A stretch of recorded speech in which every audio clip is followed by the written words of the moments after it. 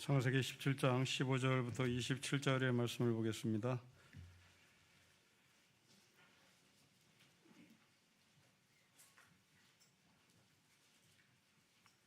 (17장) 15절부터 27절을 교독합니다. 하나님이 또 아브라함에게 이르시되 너희 아내 사레는 이름을 사레라 하지 말고 사라라 하라.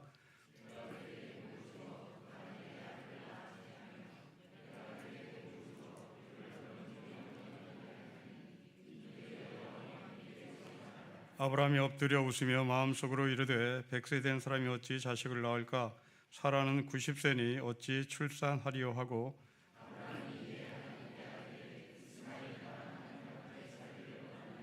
하나님이 이르시되 아니라 너희 아내 사라가 너에게 아들을 낳으리니 너는 그 이름을 이삭이라 하라. 내가 그와 내 언약을 세우리니 그의 후손에게 영원한 언약이 되리라.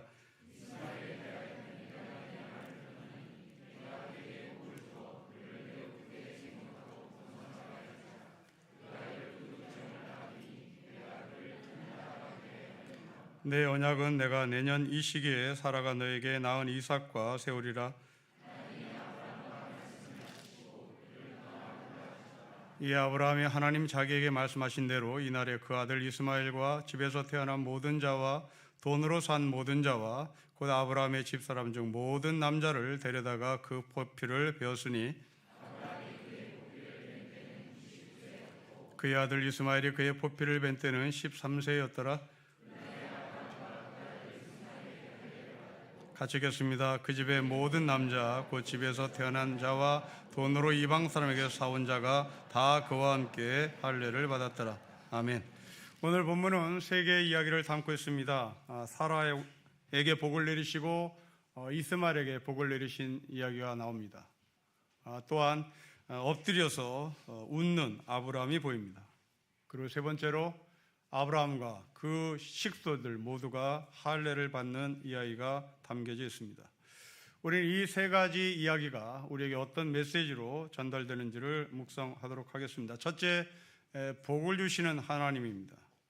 먼저 하나님은 사라에게 복을 주십니다. 그리고 이스마엘에게 복을 주십니다. 물론 이전에 하나님께서 아브라함에게 복을 주셨습니다.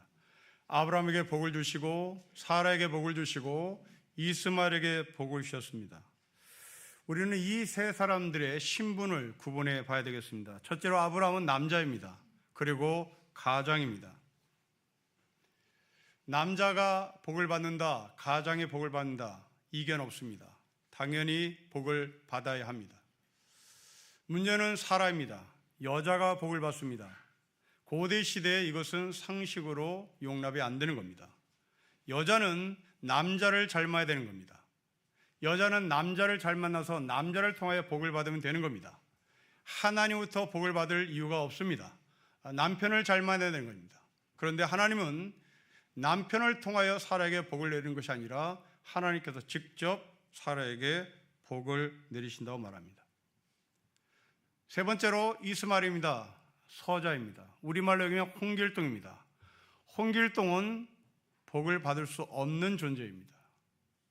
그런데 하나님은 홍길동 같은 서자, 첩의 아들 이스마엘에게 복을 내립니다.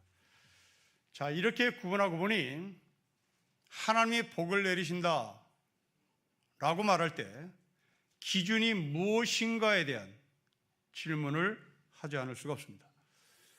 하나님은 복은 내리시죠. 모든 종교의 신은 복을 내립니다.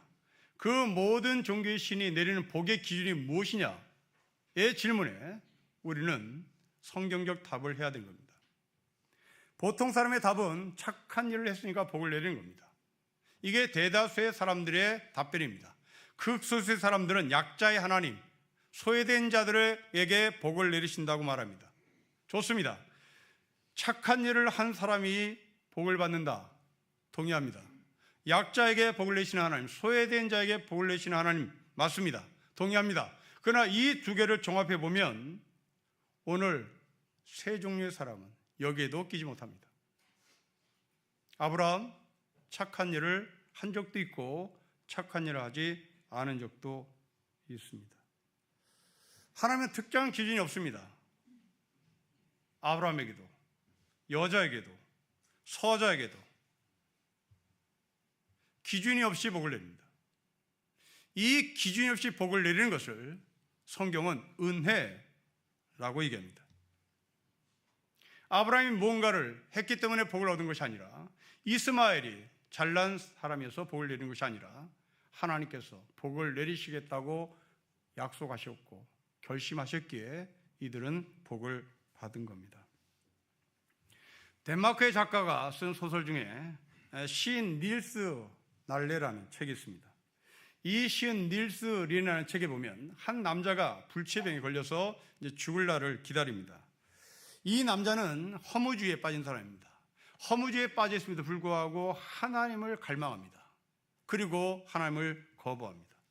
하나님을 거부하면서 속은 하나님의 평안과 하나님의 위로를 간구했던 이 사람은 끝까지 종교인이 되는 것을 거부합니다. 그리고 의연하게 자기의 죽음을 맞아들이겠다고 사람들에게 표현하지요. 그러나 속으로는 또 하나님을 갈망하고 하나님의 위로를 소망합니다. 이 죽어가는 남자, 자기의 남편, 자기의 아버지가 죽어가는 이 모습을 본 가족들은 공포 그 자체였습니다. 가족들은 이 죽어가는 남자에게 목사가 신방 오도록 권면합니다. 그리고 병상세를 받기를 권면합니다. 이 남자는 거부합니다. 이 환자를 담당했던 주치의가 이 사람을 좋게 봅니다. 그리고 이 의사는 독실한 크리스찬입니다. 이 독실한 크리스찬 의사가 죽어가는 남자를 옆에서 늘 격려합니다.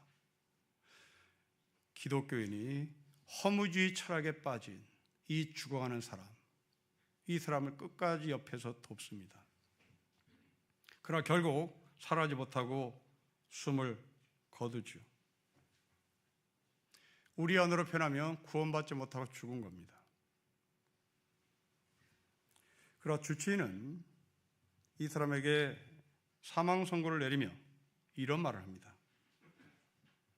내가 만일 하나님이라면 마지막 순간에도 회심하지 않는 이 사람을 축복하겠습니다.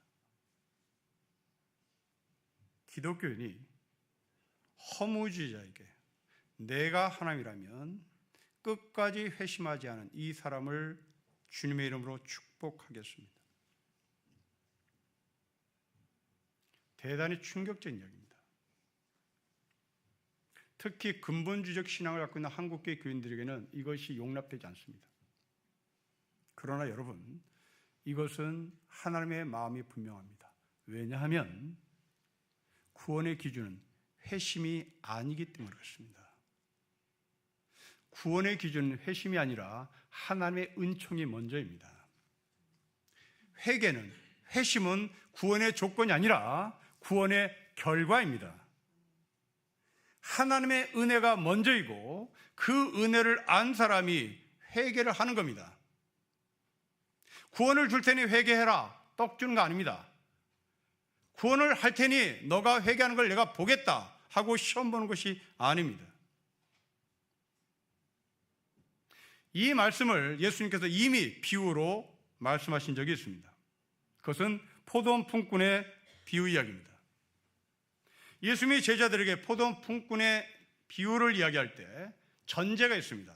그 전제는 베드로가 예수님께 질문한 내용이 이 비유의 배경입니다. 베드로가 예수님께 질문합니다. 선생님, 우리가 모든 것을 다 버리고 선생님을 따랐습니다. 그러니 당신은 우리에게 무엇을 상급으로 주실 수 있겠습니까? 우리는 어떤 상급을 받을 수 있습니까? 라고 질문합니다. 이게 포도원 품꾼의 비유의 배경입니다. 우리는 이 베드로의 질문에 베드로의 무지함, 베드로의 무식함을 볼 수 있어야 됩니다. 여러분, 베드로가 예수님께 질문한 내용, 이것을 다시 말씀드려 보겠습니다. 여기에 여러분들은 이 베드로의 무지함, 무식함이 어디에 깃들었는지를 보십시오. 베드로가 예수님께 질문합니다. 선생님, 우리는 모든 걸 다 버리고 주님을 따랐습니다. 그런데 당신은 우리에게 무엇을 주겠습니까? 우리는 당신으로부터 무엇을 받을 수 있겠습니까? 라고 질문합니다. 어디에 무식함이 있습니까? 어디에 무지함이 있습니까? 여러분, 예수님과 3년 반 동거동락했던 그 자체가 축복입니다. 예수님의 제자로 살았다는 그 자체가 기쁨입니다. 그럼에도 불구하고 베드로는 상급을 요구하고 있습니다. 이러고 보니 베드로가 아침 9시부터 포도원에 와서 일한 사람입니다. 이 베드로는 하나님의 영광과 하나님 나라의 비밀에 가까이 다가지 못하는 아침에 9시에 나온 일꾼입니다. 하나님의 은혜,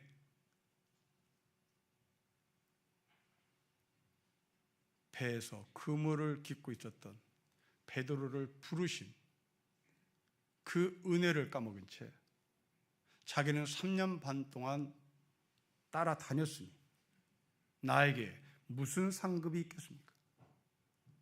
나는 9시부터 일하고 있었으니 하나님이 나에게 무슨 상급을 주시겠습니까?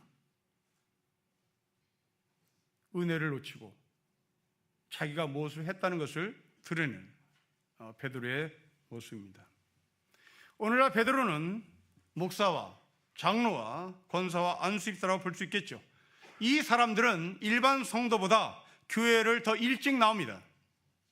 이 사람들은 다른 사람보다 교회를 늦게 떠납니다. 이 사람들은 다른 사람보다 교회를 한 번 더 나옵니다. 교회를 일찍 나오고 교회를 늦게 떠나고 교회를 한 번 더 나온다는 그 이유는 일반적으로 하나님과 친하다는 얘기입니다. 아침 9시부터 나온 사람들인 것이 분명합니다. 축복을 받은 사람입니다. 어떤 축복을 받으니 더 깊이 생각해 보십시다. 여러분, 하나님과 한 번 더 교제한다는 그 이유를, 그것을 근거로 하나님은 여러분들을 성도들의 손길을 통하여 목사로, 장로로, 안수집사로, 권사로 세우셨습니다. 그것이 축복입니다. 두 번째 축복이 있습니다. 그 축복을 근거로 공예배 시간에 설교를 하고 기도를 하러 이 자리에 올라옵니다. 자, 이 지점에서 우리는 한 번 더 생각해 보십시오. 우리 성도들 중에는 나보다,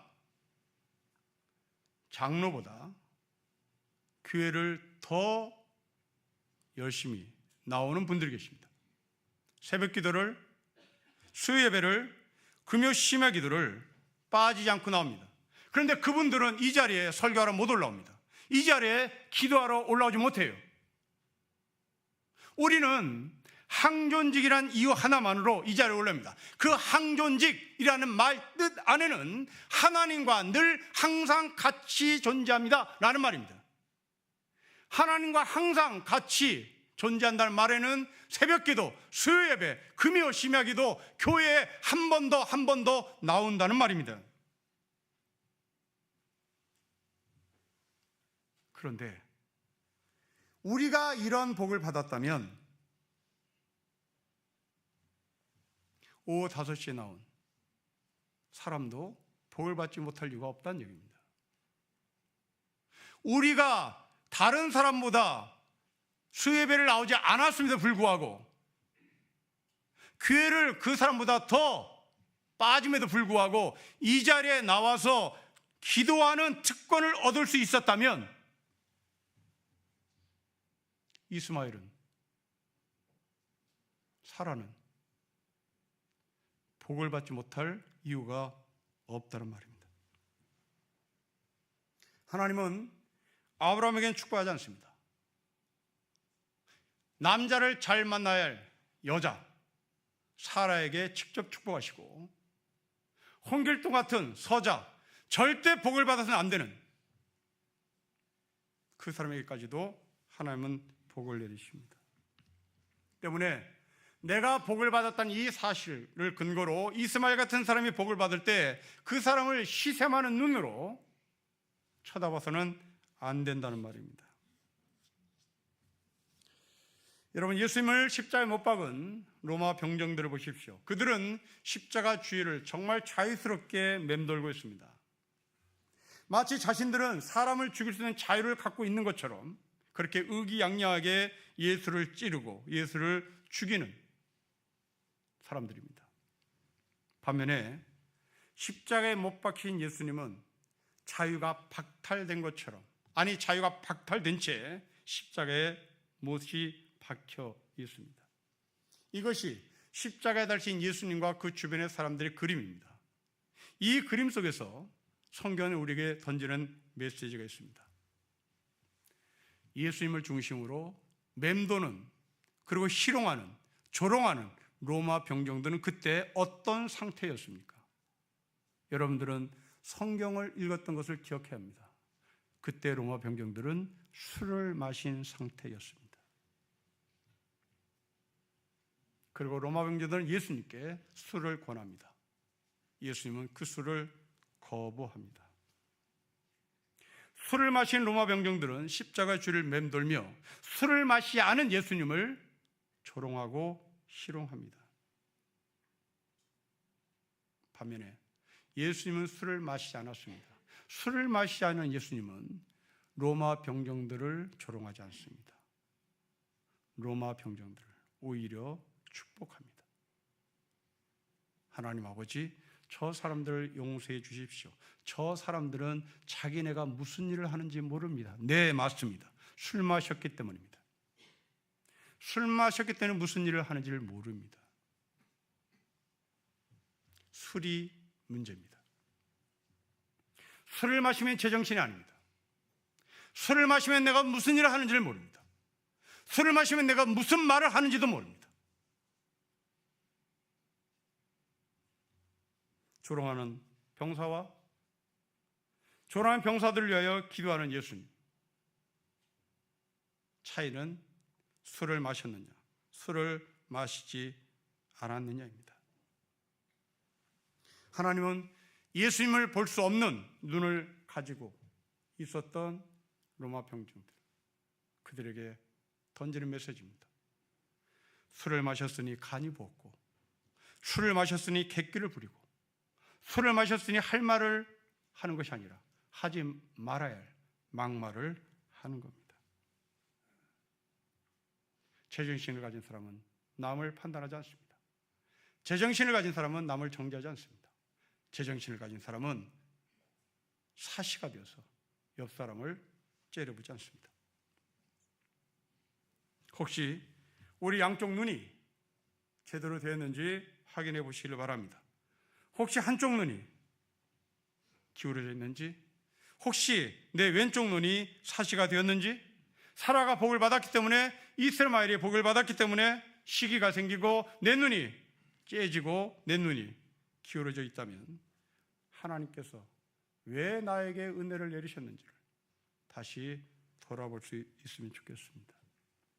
이렇게 사시였다가 눈이 제대로 돌아온 사람이 있습니다. 그 사람은 사도 바울입니다. 사도 바울은 내가 복을 받아야 될 사람이고, 내가 복을 받지 않으면 어떤 누구도 복을 받을 수 없는 사람이라고 의기양양했던 사람이 있습니다. 그런데 이 사람이 뒤늦게 예수를 만났습니다. 뒤늦게 예수를 만난 이 사람이 눈이 교정됐습니다. 교정된 이 눈의 사도 바울의 고백은 나는 죄인 중에 죄인이고 괴수 중에 괴수라고 고백했습니다. 여러분들 눈의 수평이 맞춰지기를 바랍니다.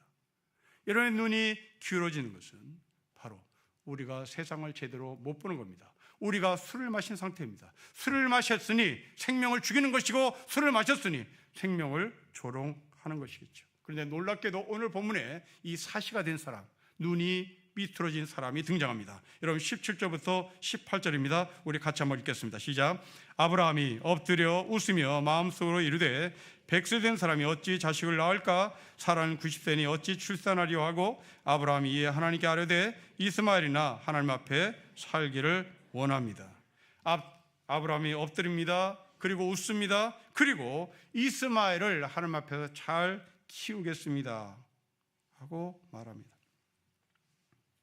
여기에 아브라함의 사시, 아브라함의 기울어진 눈, 아브라함의 삐뚤어진 눈을 봅니다. 여러분 17절을 다시 보십시오.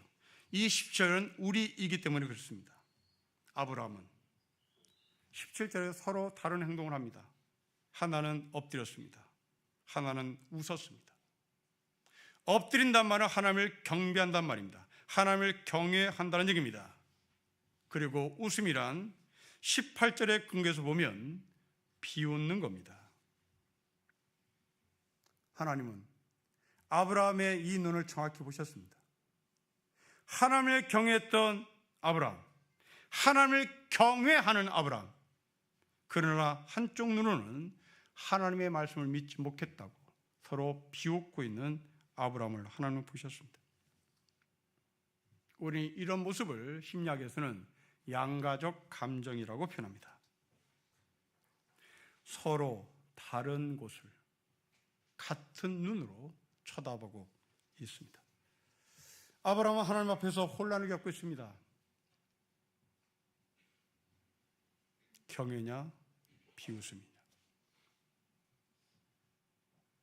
우리 안에는 하나님을 잘 섬기고 싶은 마음이 있습니다. 성경이 이런 마음을 알곡 같은 마음이라고 표현하죠. 동시에 우리는 비웃음도 있습니다.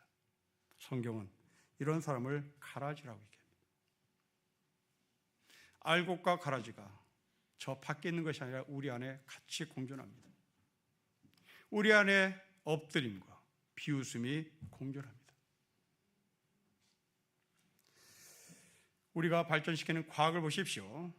과학은 우리에게 편리함을 가져다 주었습니다. 과학은 우리에게 창조성을 가져다 줬고, 과학은 우리에게 생산성을 가져다 주었습니다.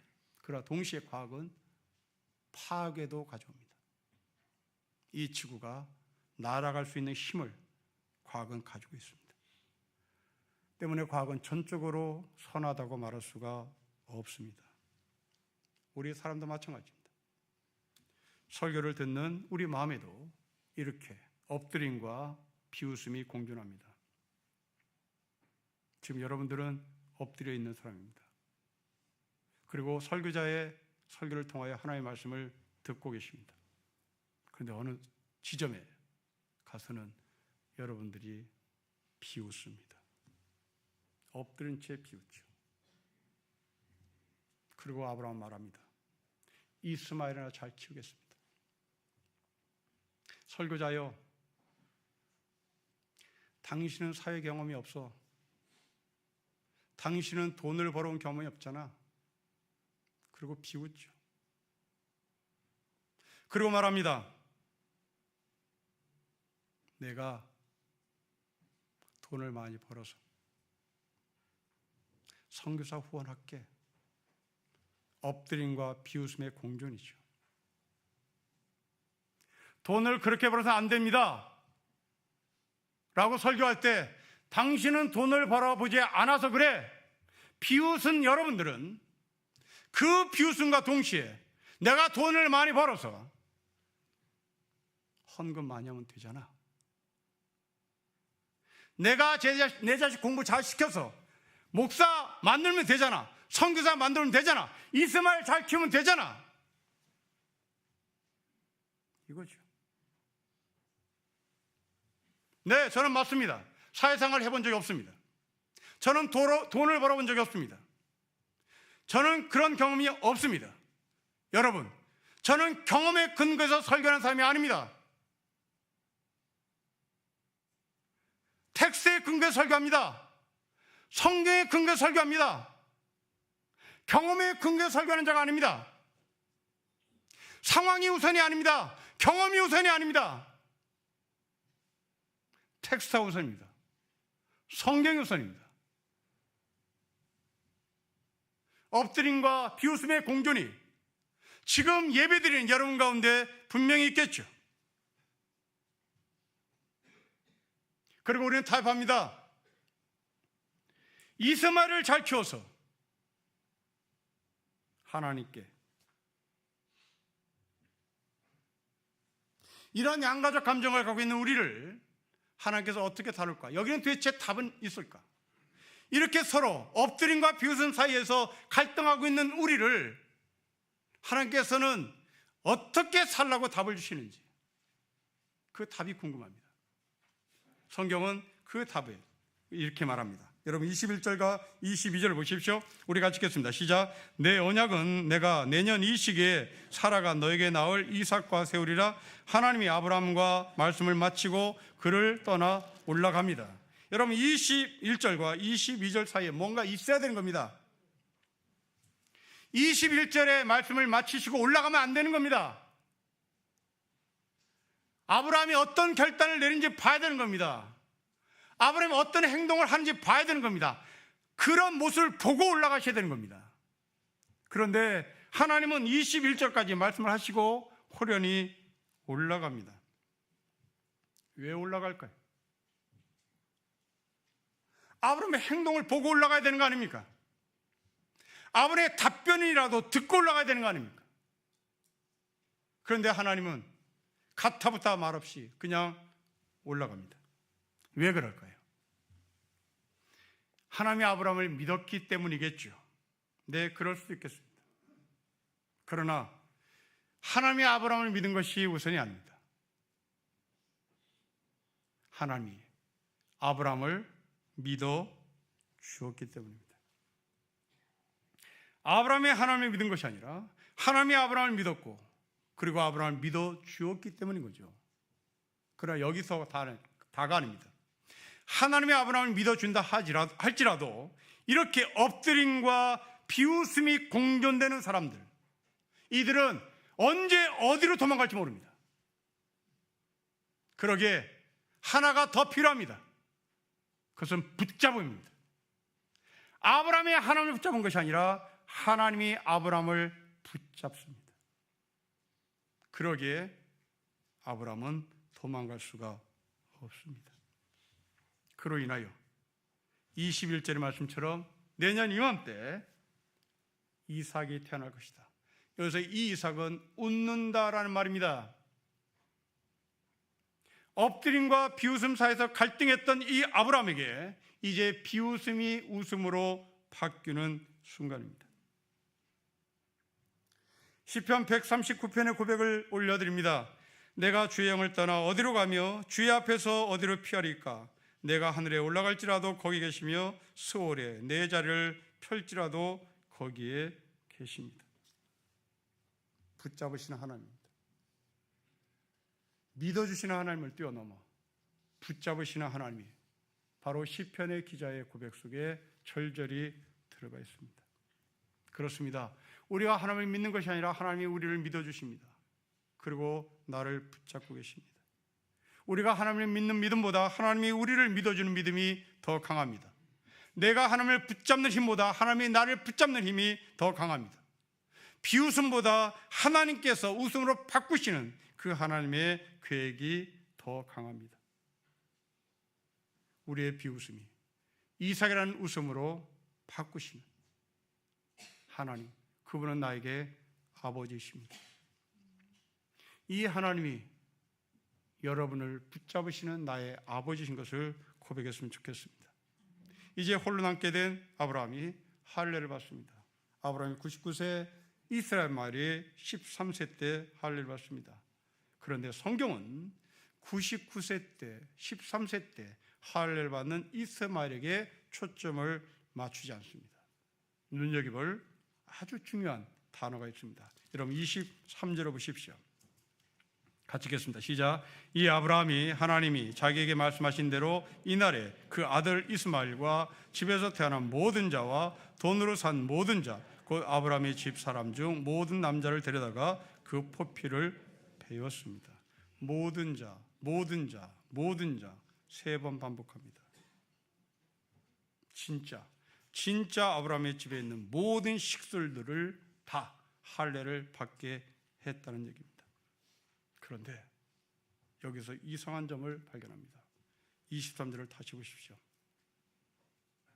이 아브라함이 하나님이 자기의 말씀하신 대로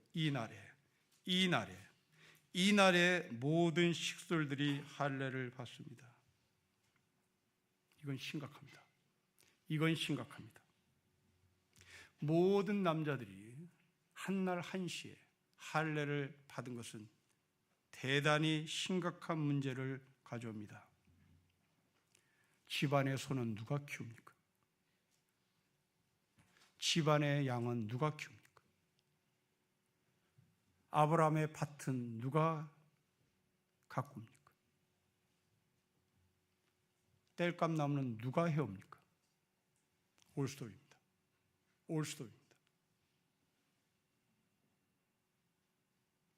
우리가 알다시피 아브라함은 5개 나라와 싸웠던 사람입니다. 그 5개 나라가 호시탐탐 이 아브라함의 집안을 눈여겨봅니다. 전쟁이 날 수 있습니다. 순차적으로 일주일에 한 번씩, 한 달에 한 번씩 할례를 행하자, 할례 프로그램을 했다면 아무 문제 없습니다. 그러나 지금 한날 한시입니다. 우리나라 전 군인이 할례를 받았습니다. 우리나라 전체 군인이 지금 휴가를 나왔습니다. 우리나라 전체 군인이 지금 움직이지 못합니다. 이 상황입니다. 공작이 멈췄습니다. 할례를 행하더라도 순차적으로 해야 되는 겁니다. 왜 한날 한시에 공장이 멈추도록, 소가 굶도록 150원의 휴전선에 군인들까지 다 휴가를 보낸 이유가 뭡니까?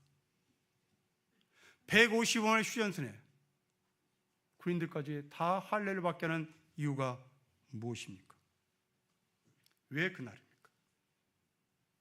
여기에 담겨진 메시지는 무엇입니까? 여러분, 할례를 받은 아브라함의 가정 지금 멘붕에 빠졌습니다. 그리고 종들이 할례를 받습니다.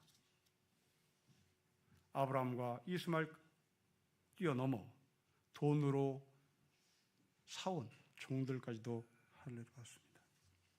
그리고 상처가 아물기까지 이 모든 사람들이 때를 기다립니다.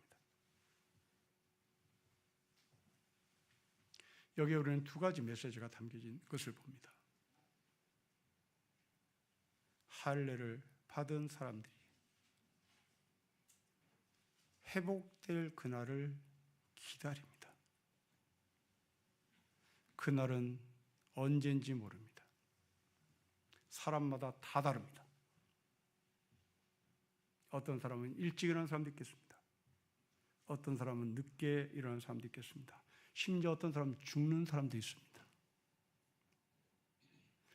이게 할례를 받은 자가 회복되는 것을 기다리는 시간입니다.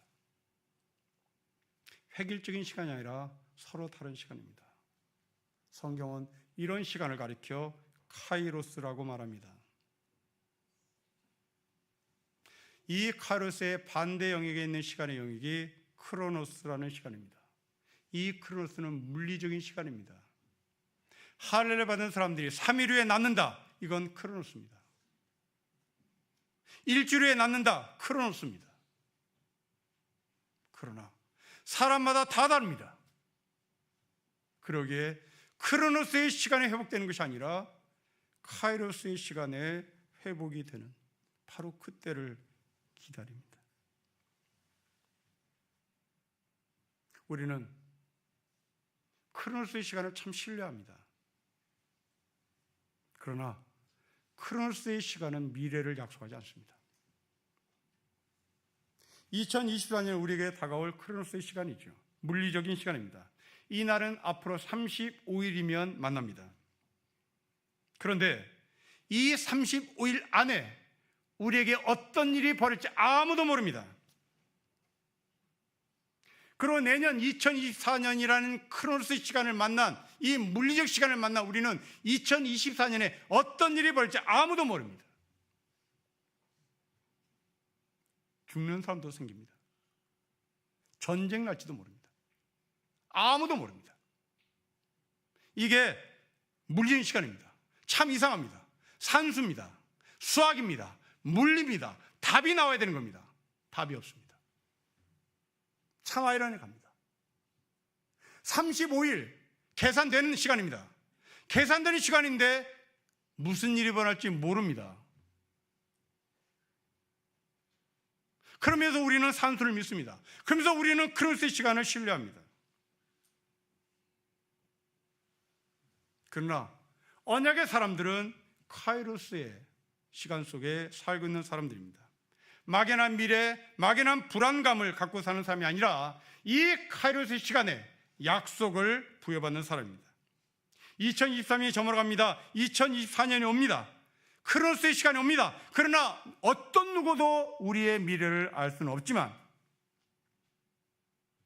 카이로스의 시간을 신뢰하는 자들은 하나님의 회복, 하나님의 때가 분명히 있음을 바라보는 겁니다. 아브라함에게 하나님은 말씀합니다. 내년 이맘때, 카이로스 때 너의 비웃음이 웃음으로 바뀌는 이삭의 탄생이 있을 것이라고 말합니다. 친한 친구가 저에게 글을 보낸 글을 인용합니다. 환자에게 카이로스는 회복이죠. 수험생에게 카이로스는 합격일 겁니다. 사업하는 자에게 카이로스는 번영일 겁니다. 태어난 자에게 카이로스는 소망입니다. 질문합니다. 그리스도이신 여러분에게 카이로스는 무엇입니까?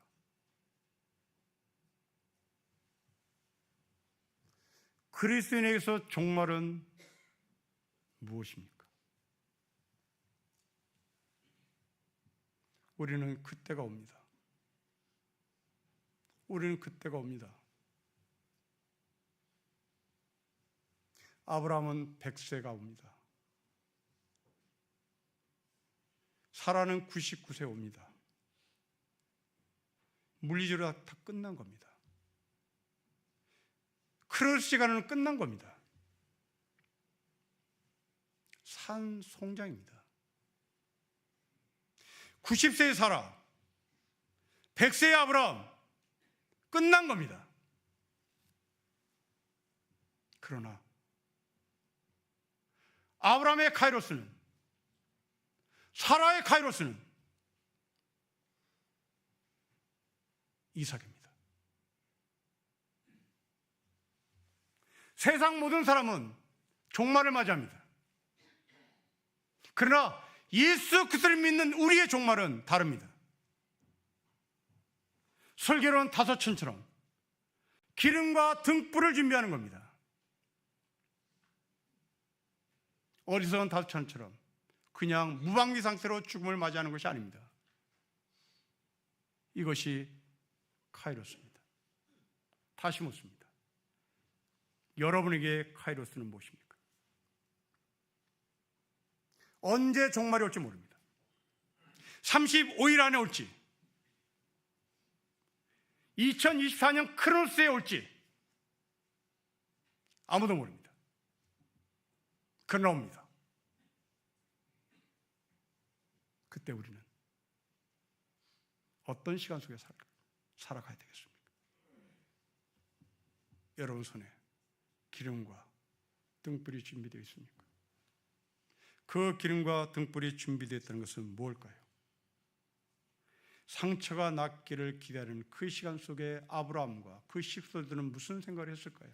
그렇습니다. 묵상의 시간입니다. 카이로스의 시간에 우리는 묵상하는 시간을 만들어야 된다는 말입니다. 기름과 등불을 준비하는 겁니다. 시절을 따라 과실을 맺게 하시는 하나님의 언약을 우리는 상상해야 되는 겁니다. 그래서 겨자씨 같은 그 조그만 씨가 큰 나무가 되는 소망으로 살아야 하는 겁니다. 사랑하는 성도 여러분, 하나님은 아브라함에게도 사라에게도 이스마엘에게도 그리고 모든 사람들에게도 복을 주셨습니다. 심지어 엎드리고 비웃었던 이 양가적 감정을 갖고 있었던 아브라함에게도 할례를 통하여 언약을 주셨습니다. 종들에게도 주셨습니다. 복음을 가진 사람이 살아야 할 삶의 내용입니다. 편견과 차별을 해서는 안 됩니다. 그 카이로스 시간에 편견과 차별을 갖지 아니하고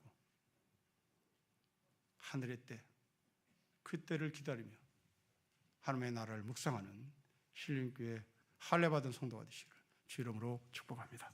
기도하겠습니다. 하나님 아버지, 하나님께서 복을 내리시는 그 복의 기준이 은혜였음을 다시 알려주셔서 감사하고 아멘으로 화답하고, 이제 그 은혜 속에 포함된 하나님의 사람들이 할례를 받으며 때를 기다립니다. 그때가 올 때까지 우리가 하나님을 깊이 묵상하는 슬기로운 다섯처녀의 삶을 살게 해 주십시오. 주 예수 그리스도의 이름으로 기도합니다. 아멘.